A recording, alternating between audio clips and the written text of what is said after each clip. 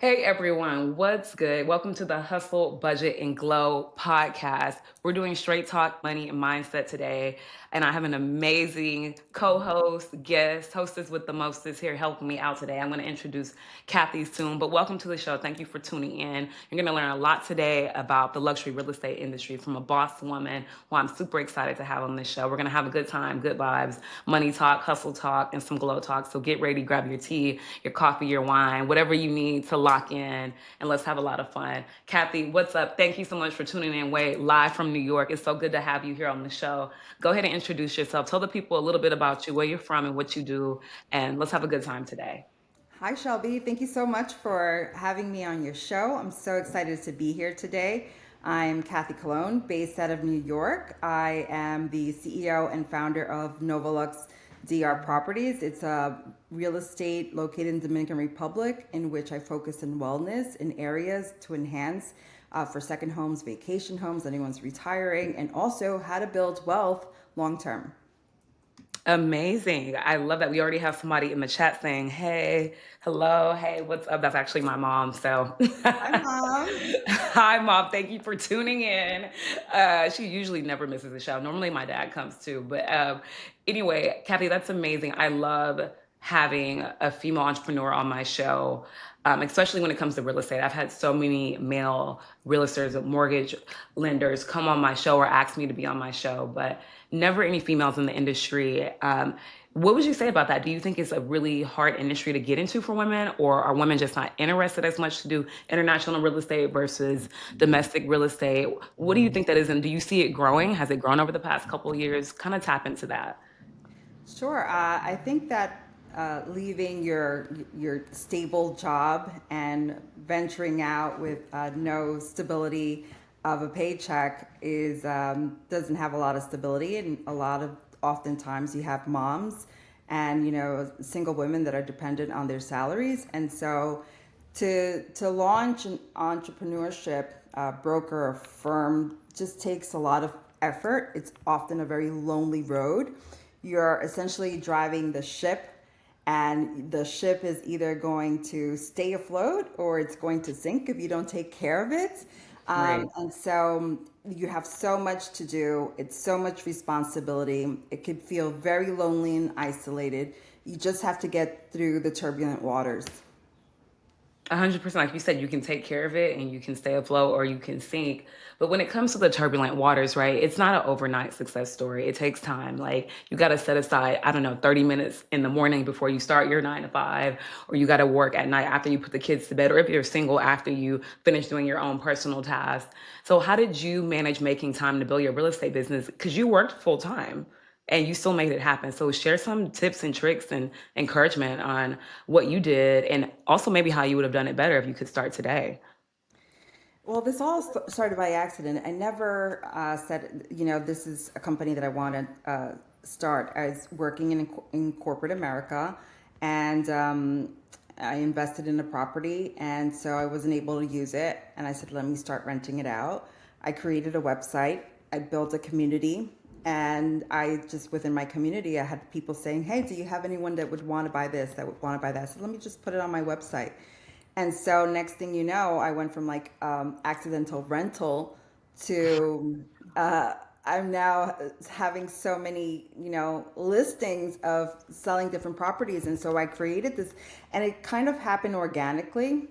So I was working, I was traveling, I was building, and the business just kept on rapidly evolving, and I kept pivoting it.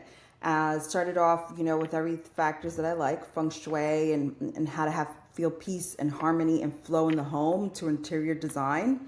And it grew and it has continued to grow. What would I have done differently? I think that in hindsight, I would have planned a little bit differently. I would not have offered so many services at the very beginning. I would have been a lot more narrow. And Hmm. that's something that you have to kind of test to market and see where is the path, what feels right. And sometimes, a lot of product lines or different services come up. As an Right. example, I just had, a few people reaching out to me, hey, do your villas. do you do any rentals for weddings? So I was like, that's interesting. And so I started looking at that venue, and that was actually an area that we can help and facilitate. The other thing was I started with one geography, and now I'm up to like 6 different geographies in the country. And I keep getting more inquiries to, hey, do you have this? Hey, do you have that in different places? So it keeps on developing over time, and you just have to really know when to pivot.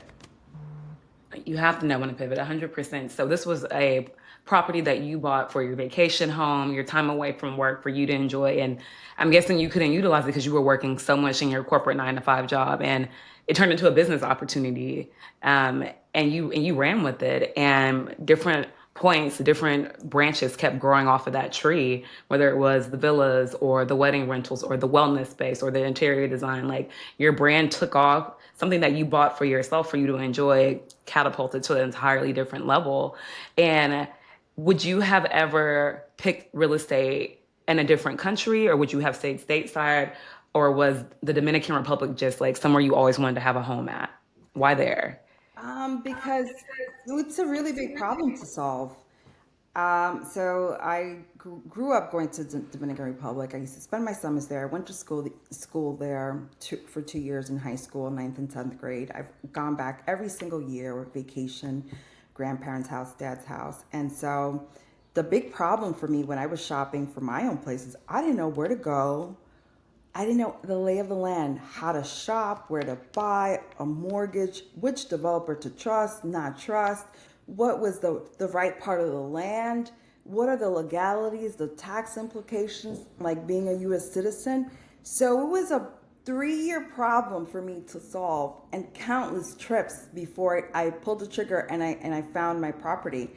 And I said to myself, well, if someone is having this problem, if I'm having this problem, I'm pretty sure many other people in the U.S. or abroad can really help. And I delve in. I can't do anything. Just like I have to do it all the way.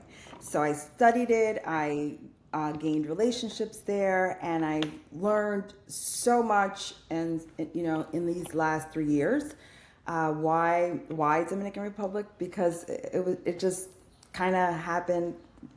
That's where I was looking to buy something to the beachfront. And I learned so much about the country, the opportunities, and the beauty and serenity that it has to offer. I've always had a knack and a passion for real estate. I'm the kind of person that I like to know on each block what house is going for how much. And, I on Zillow, I save it, and I go back and I check to see how much it's appreciated for, and since COVID, and I'm like, that was a good buy. That was a good buy. So I've always loved real estate. It's very Okay. natural.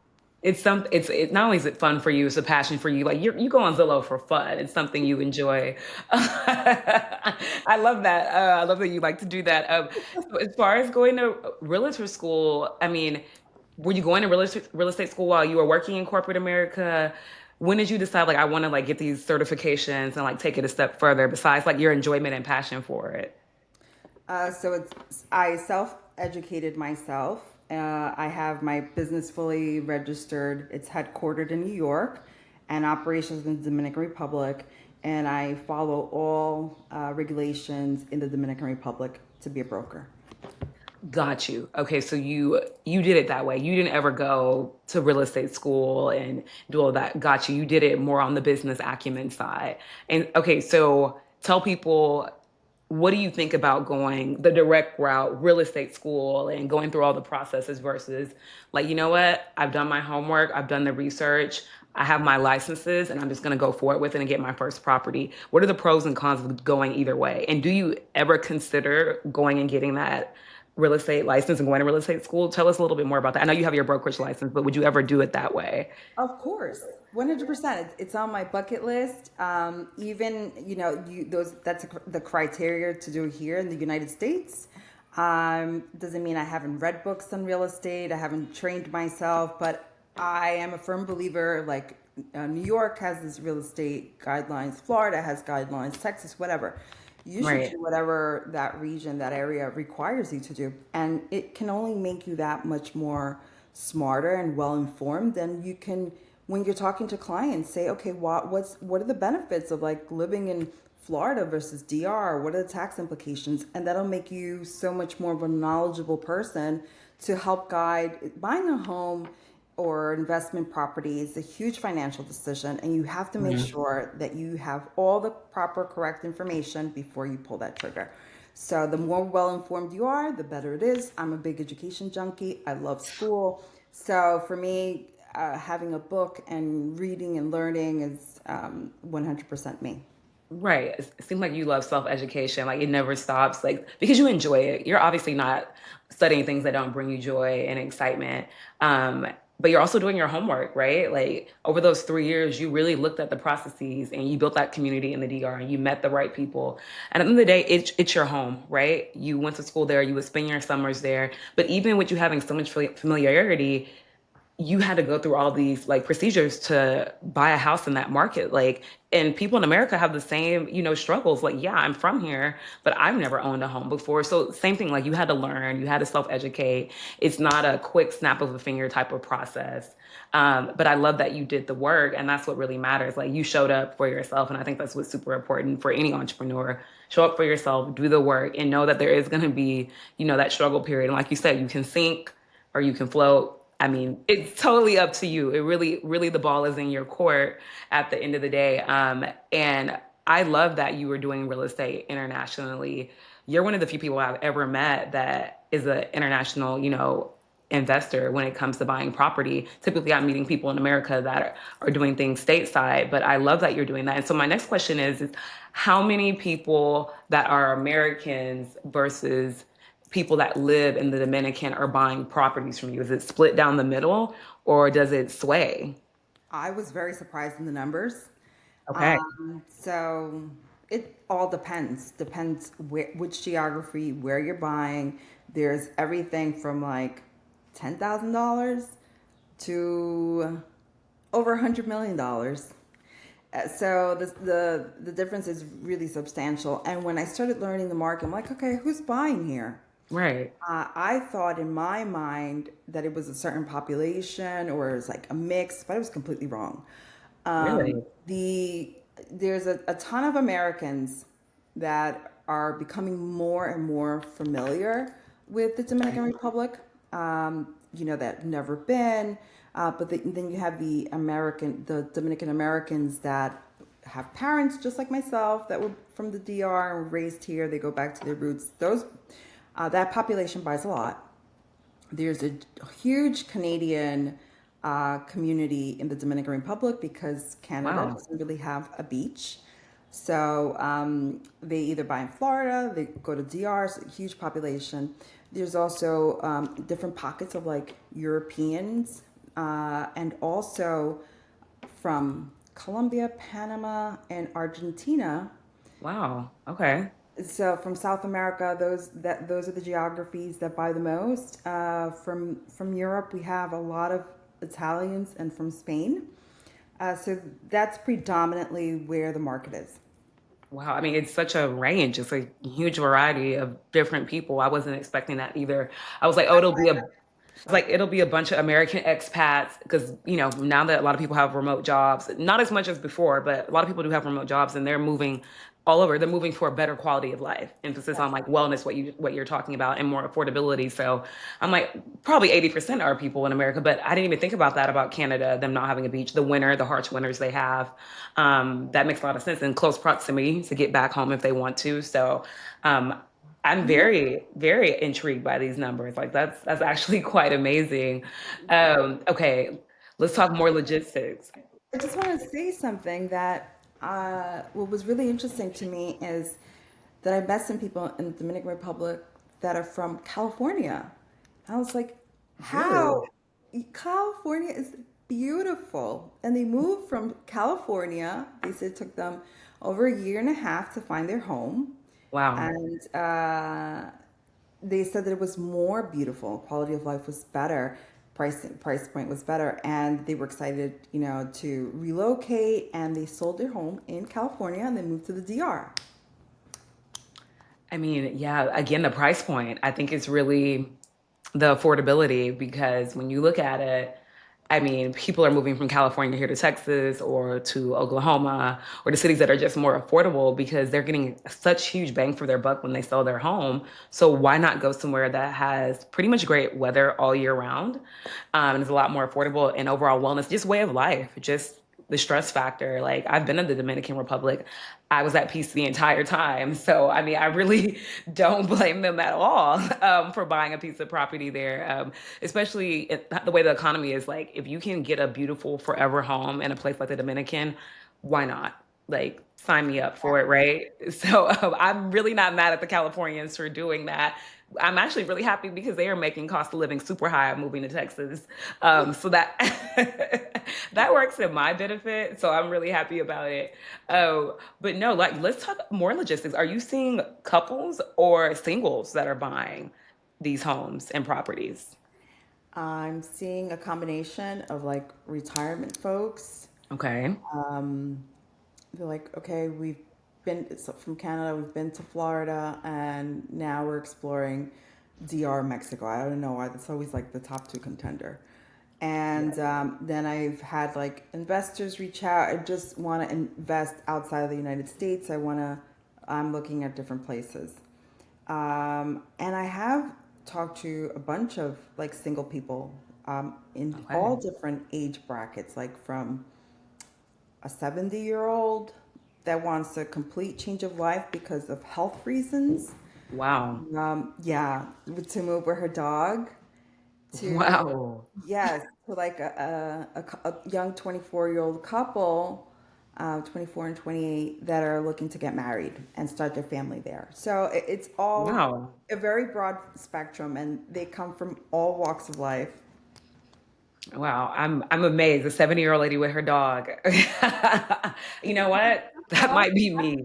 to be dog friendly. I'm like, and then how can I get my groceries? I'm like, yeah, you'll have help. I don't want help, Okay.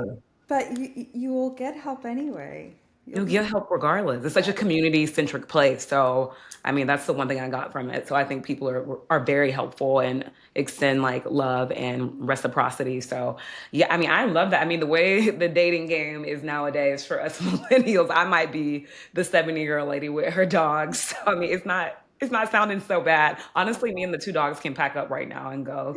So I'm sure, like, if I had gotten an apartment, I'm sure my rent would be way cheaper in the Dominican than what I pay here. And I see a lot of American expats going to Mexico City. That seems to be like the super hot place, or moving to the DR. They have their remote job, or they have a partner and they have a dog, and they want affordability with luxury. They want affordable luxury, right? And they want peace and quiet. Like a lot of people don't want the hustle and bustle of downtown anymore. Not people that are like late 20s, early 30s. We don't mind it being adjacent, but we really want that tranquility and quality of life. So, I mean, I don't blame them. Do you deal with people that want to rent as well, or only like actually purchasing a home? both. Some people want to try it out first. Some people just want Mhm. short-term stays. A lot of like Canadian couples will come from Canada for the winters and just stay 4 or 5 months and then leave. They are like snowbirds, and everything else in between. Okay, cool. And are you doing duplexes, single family homes? What's the niche? Is it a variety? Single family villas, Okay. and single apartments. Okay, amazing. I love that. So help me look at the apartments. I'm an apartment dweller.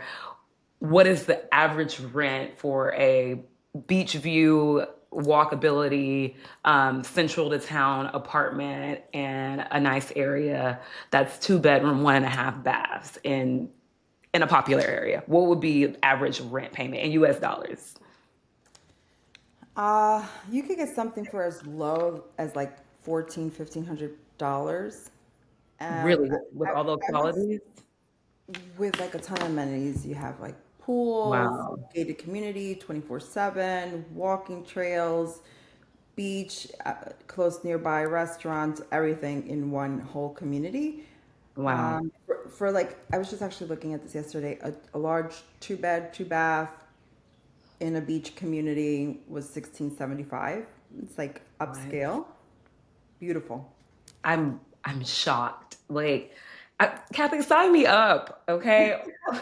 Anytime you want, Shelby, just give me a call. Me Let's and do the it. dogs are tired. Like, I paid $2,300 to live in my two-bedroom, two bath in Austin. There's no beach. There's a shelter and a forest down the street, and a Shell gas station. That's about all I'm walking to. So, again, affordability, right? Walkability, going to the coffee shop, going to get local produce in the community, being able to walk. Like, that's not something a lot of Americans have. Like, I don't have access to that. I literally have to get in my vehicle.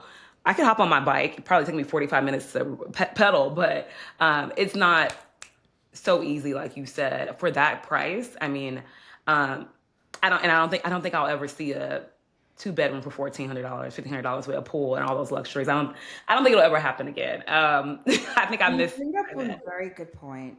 The food. The food is all fresh, no preservatives, no pesticides. It's almost like eating 100% organic food. I'm not gonna say it's 100% because I don't know, but the cows eat grass, chicken eat, real corn, Right. and the food you can grab a mango from a tree is so nutritious, so fresh, and so good for you. Back to the quality of life. Like, food is part of quality of life. Like, I want to have a home somewhere where I have accessibility to that. I don't want to live in a food desert where there's not a lot of accessibility to a lot of quality and healthy foods, which is the case a lot of the times here in America. Even if you live in a nice part of town and pay the high price like I do, I still have to drive 15 minutes to go to the farmer's market. Like, it's not in the direct area because everything's being gentrified. Where I live at now, 10 years ago, I would have never lived here, because it's being gentrified. So I still, if I want to go to Sprouts, if I want to go to Whole Foods, that's still 15 to 20 minutes. Again, accessibility. And that doesn't mean everyone has the means or resources to get in their car and do that. So I love that anybody in that community can just go to the farmer's market. They can just hop on their bike or they can just walk and go get that fresh mango. When I was in the Dominican, literally someone was chopping coconuts. Like, I remember, like, me and my mom got like fresh coconuts and we sipped them and it was amazing. Like, it was so easy and people were so kind. And again, I felt so at peace. So I can't even imagine what it would feel like to live there year round, or even if, like you said, 4 to 5 months of the year, and just taking a break. And again, you can work, you can be on your laptop. So I don't blame people. I think you're in a really hot commodity market. I think your business is only going to do better, especially with your personality because you're so kind and you're so Thank reciprocal. you.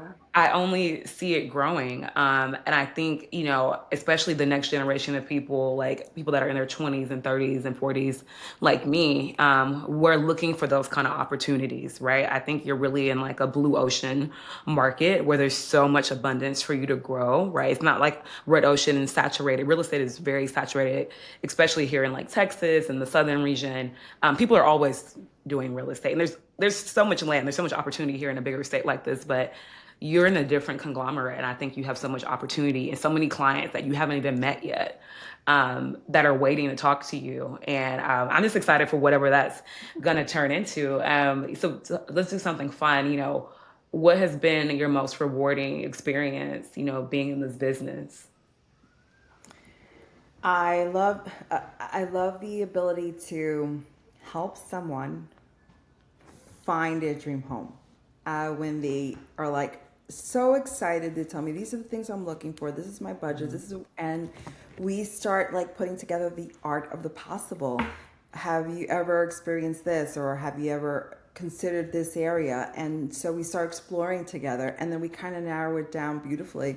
And next thing you know, when they identify their property, they are so excited and Right. so happy that it's worked out for them this way. And not only that, the I feel like I'm doing really something really good for them in terms of their return on investment. We didn't Hmm. really talk much about that, but I'd love to share some of the Yes. pre-construction that is being built right now. It takes anywhere from like 2 to 3 years, and you get the pre-construction prices. By the time your property is done, it's 30 to 40% higher in just those 2 to 3 years. So you've Wow. built tremendous equity. And if you hold on to that long term, I mean, just Hmm. think of what kind of wealth you build right there. And the other thing is, although people know about the Dominican Republic, I don't think that like the all of America knows what it has to offer. It has a stable economy.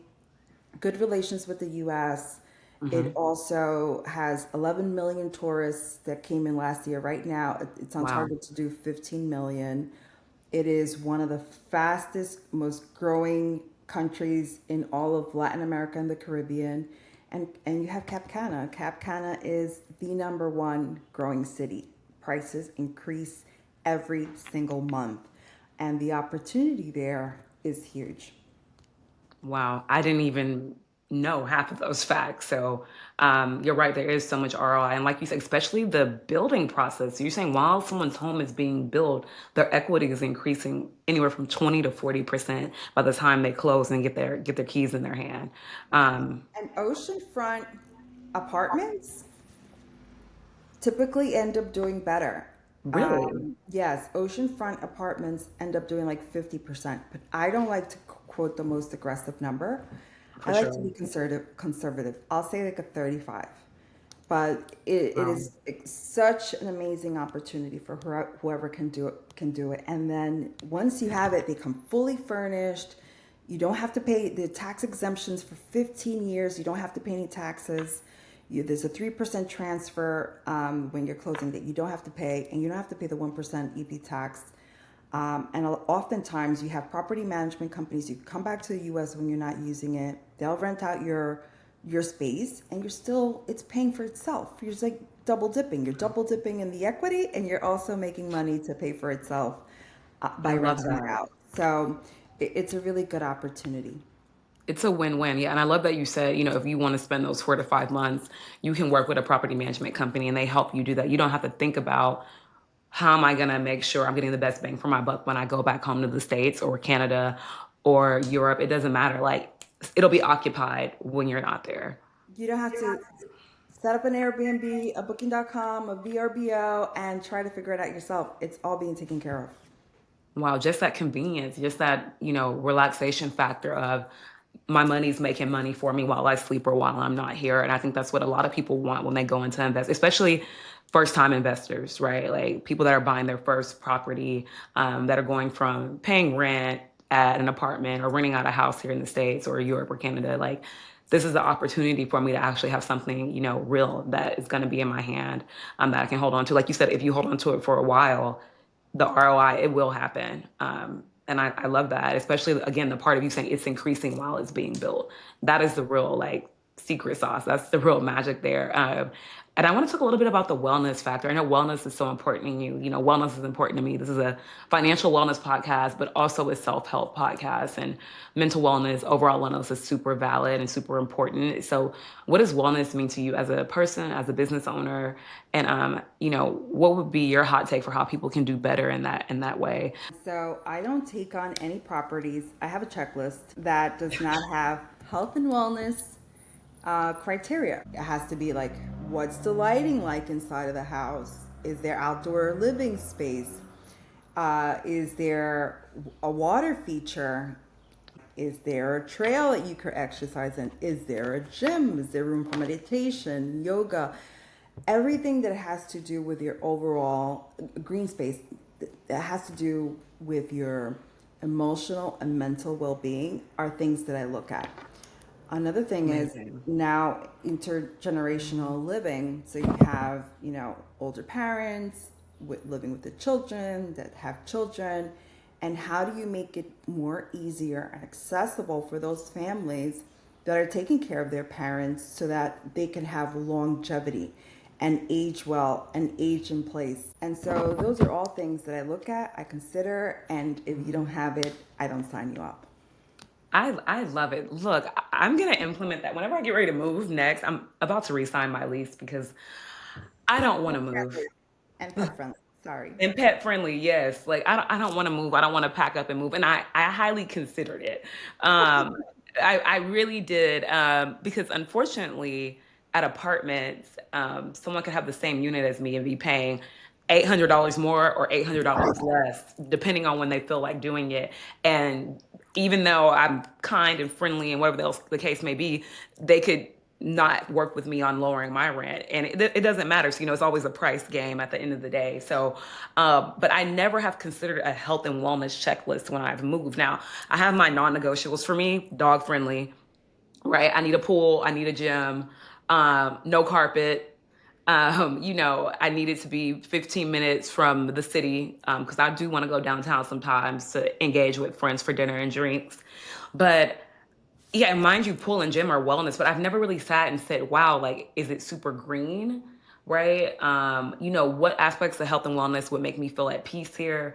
I really am just looking for some things that are like non-negotiable, but I do now want to take that into consideration moving forward, like making a health and wellness checklist for wherever my next space is. I think that's amazing. I don't know how many people have considered it. So if you're listening, guys, to this episode, have you ever made a health and wellness checklist for where your home is, where you live at, apartment or house or duplex, whatever the case may be? And then I also love what you said about intertwining the generations in a home, and really thinking about how one, people still have their privacy, even if the parent is there and the grandchild is there.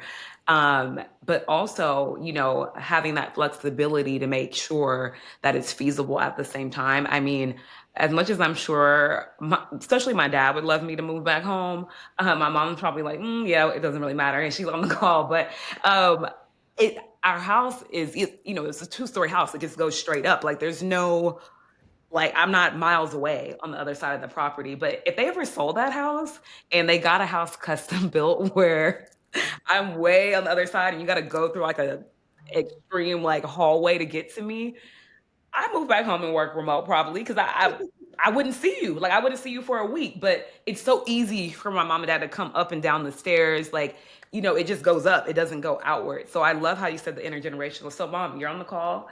If you want to sell the house and do a custom build, and I live on the other side, like it's Hogwarts, I'll come home. Now I'm not paying rent. I'll pay my bills, but I will come home and I definitely will ask Cathy what a good setup would be because I love that idea. I'll take the east wing, or you can have the west wing, or you could go upstairs, Yes. one of those. And then we have outdoor living. We could all gather for like our dinner Right. at night.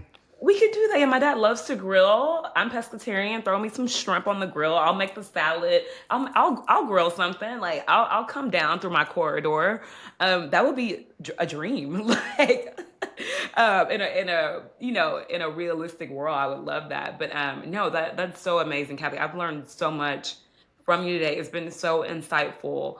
So what would you tell anyone, whether they're 25, 55, 40, if they want to do something similar to what you're doing? Like, what would be your best piece of advice for them? How can they be successful? As my father said to me, you only live once, and when are you going to do it? Just do it. I love And that. the other piece of advice is you want to lower your stress levels, your cortisol levels, live on the golf course. Live nearby the golf course. I love that. I really like you said, when are you going to do it? I mean, it's the simplest question anybody can ask themselves. That win factor. Sometimes people don't have a win. Just get started. You don't have to know when. Just do it. Just write it down. Maybe that's your first start. It's never going to be a right time. You always think you're not going to have enough money, and you read so many stories of so many people have done it before you, and if you don't do it now, when you get older, you'll regret it. And there's nothing like regretting not doing something. And as 100%. uncomfortable and nerve wracking as it is, just go for the adventure. What's the worst thing that can happen? You have to get back up. So Right. what? It's part of life. And what's the worst thing that can happen? I really love that, Kathy. Yeah, just do it. I mean, what have you got to lose? Like, I mean, I'm never gonna be this young again today. Like tomorrow, I'll be older because the day hasn't went by. So, magically, I don't know how I could age, but magically I am. But just get started. Just do it. This has been so helpful. You've dropped so many gems to help people. Kathy, where can they find you? How can they connect with you?